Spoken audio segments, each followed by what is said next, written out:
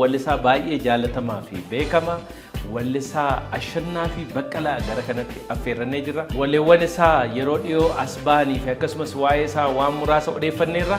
Turtii nuti Ashannaa fi waliin goonu hanga xumura qophii keenyaatti nu hordofaa. Firiin qusannaa lafa gaarii irratti facaaftan boru lattee hortee gumbii qabeenyaa guutti. Baankii Awaash. Waraqaan eenyummaa dijitaalaa dinagdee dijitaalaa hirmaachisaaf Itiyoo Teleekoom. Maal eegdure ammuma daftanii galmaa'uun carraa banamee jirutti fayyadamaa. Odeeffannoo dabalataaf bilbila armaan gadii fayyadamaa. Ilillii Grand Real Estate. Wallisaa Ashannaa fi Baqqalee baga nagaan dhufte. Ayyee baga nagaan dhufte. Cheers. Akkas kun. Silaa ollaa taana garuu waan karaan walirraa nu fageesse wayii natti fakkaata. Fageenya nurraa qabna garuu gara Gammadaa Shoommoo baga nagaan dhufte. Baga nagaan eegdanii. Ollaa taanaan egaa daawwattoonni keenya akkuma isaanii argaa jiranii wallee kee dhiyeenya bahee baay'ee wallee bareedaadha. Ollaa taanaan maqaa wallee akkamittiin ta'uu danda'e Ashannaa mee sanumarraa eegala. Ollaa taanaan egaa abbaa qindeessee irraa erqabu.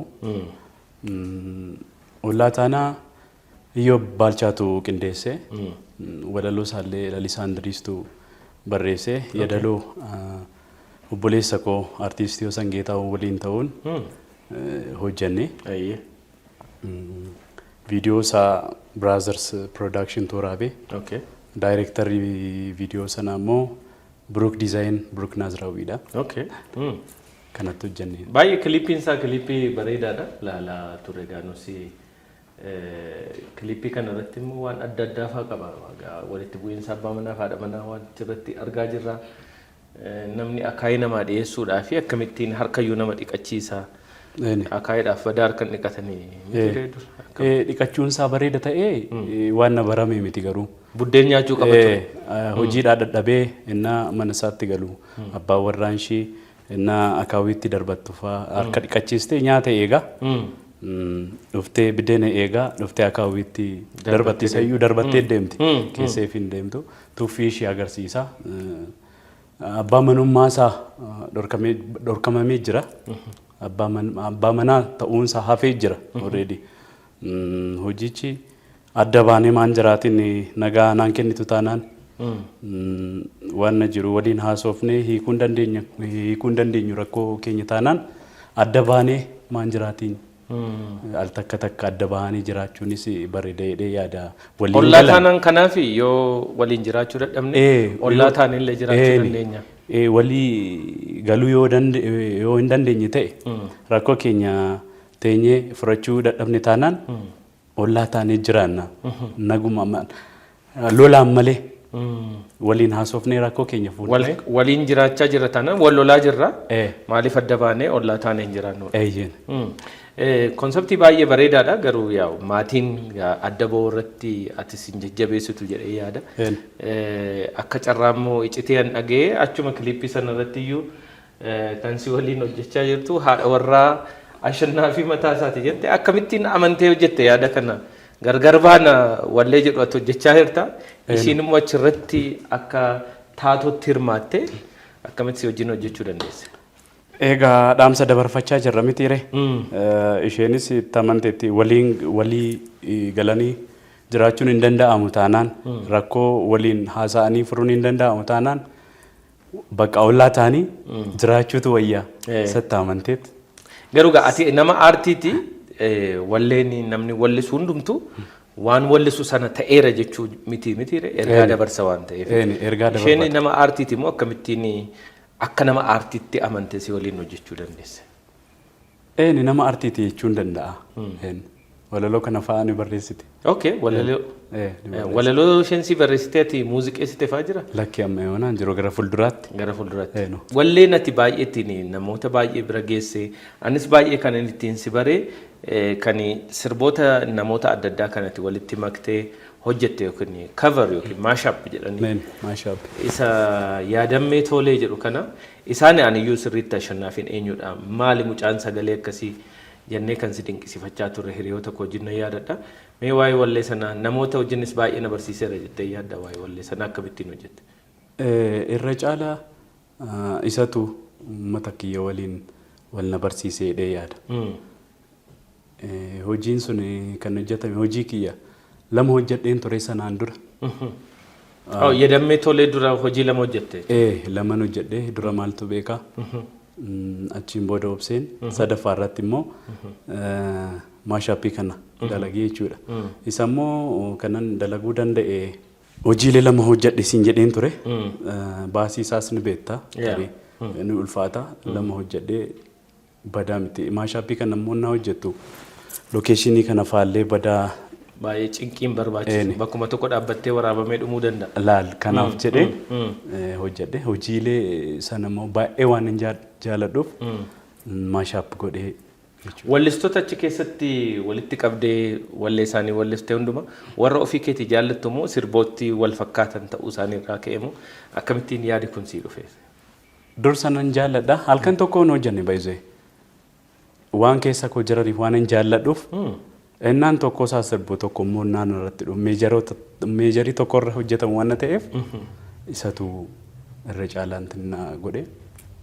Yeroo baay'ee amma waan maashaappii yookiin kavarii sirboota wallistoota kanaan dura turanii wallisaan haaraan lafaa ol dhufaan tokko sirboota nama 10-15 kana walitti makee yeroo inni sirbee baay'ee ittiin beekamus hin argama.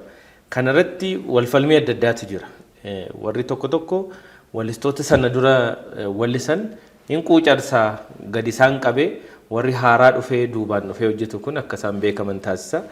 Kaan immoo namichumti sirbu mataan isaa akka of hin baasne akka of ta'ee hin hojjenne isa taasisaa jedhanii mormii adda addaatu kaasa. Ati isa kamitti amantaa? Anaaf rakkoon qabu hojii kiyya amma fakkeenyaaf hojiileen hojjedhee namni tokko maashaappotoo godhee haaromsee hojjetee anaaf rakkoon qabu. Inni duubaa hin jiru taanaan kan fuulduraan jiru jedhu miti. Weellisaan lafa ol ka'aa dhufu tokko sirboota kana kan duuba isaa jiran hin hojjenne taanaanis sagalee isaan qaratu miti. Isaan qarata.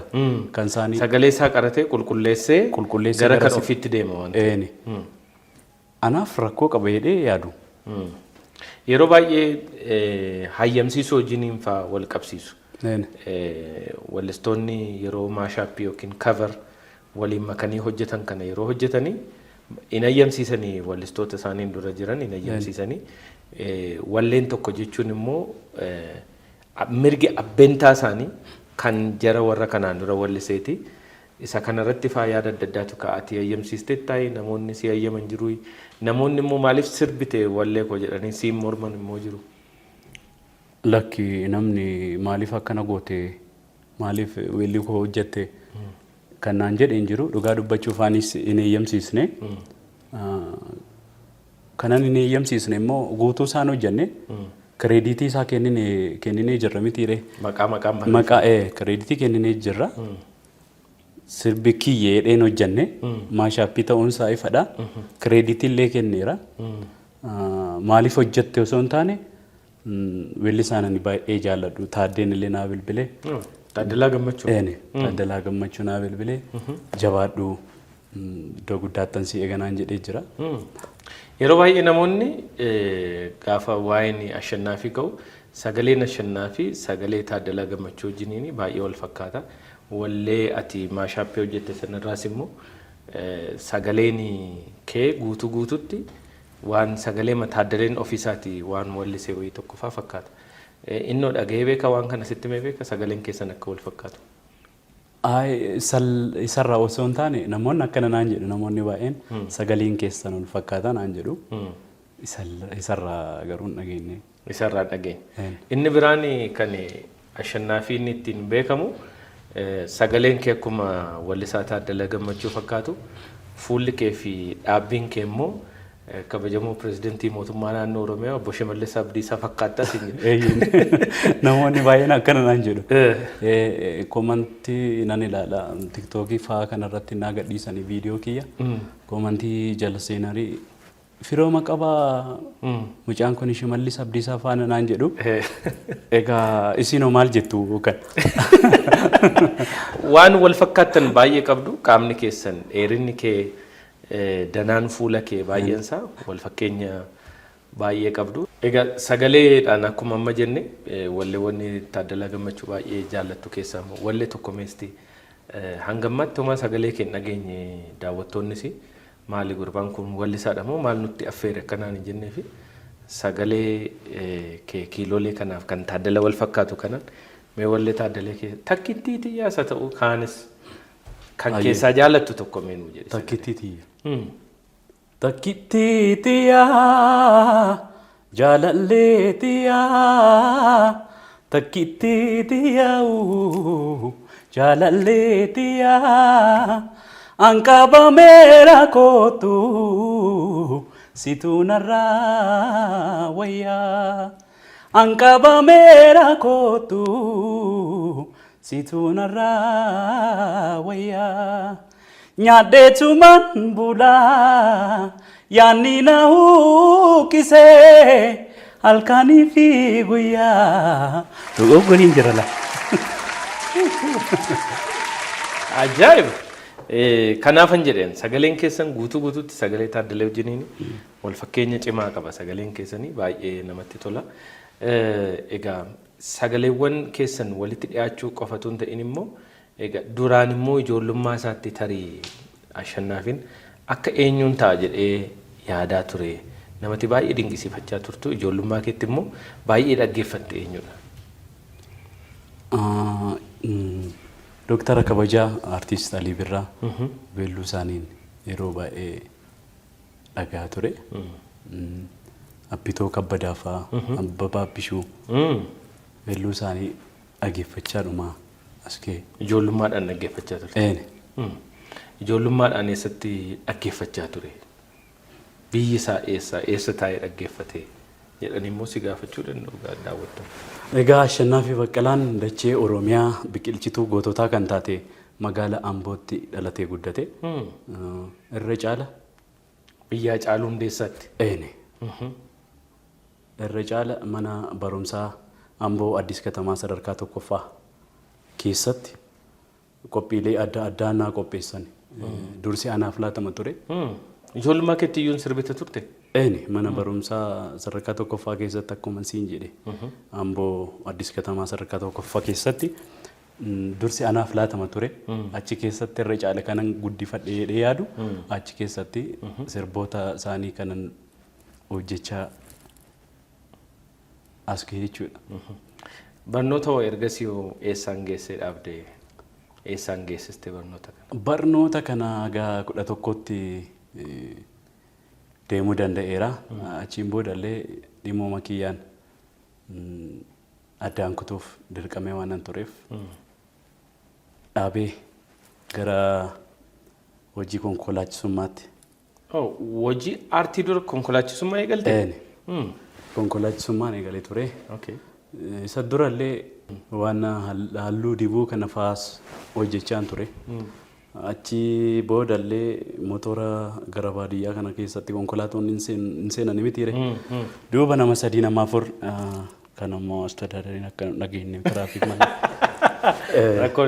Isaan hojjechaa ture. Achiin boodallee baajaajiin jalqabe.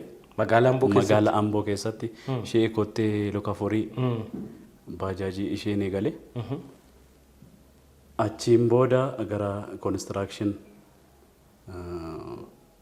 Amboo Lisoo achi keessa hojjechaan ture. Achi baheellee masmar Amboo Addis Ababa Amboo Finfinnee san hojjechaa ture. Konkolaataa warra akka Ayiruufii qabadheen achi hojjechaa ture. Achiin booda immoo dhiisee gara Harar Baabbilee constructionii keessatti deebi'ee gara achi deemeen ture. Achiin haadha manaan tiyyaa Baalaa Garuutti na galmeessiste. Achiin dhiisee dhufee dorgommii jalqabee amma marsaa sadaffaatti deemuu danda'eera. Dorgommii Baalaa Garuu Idol. Aga marsaa sadaffaatti deemuu danda'eera.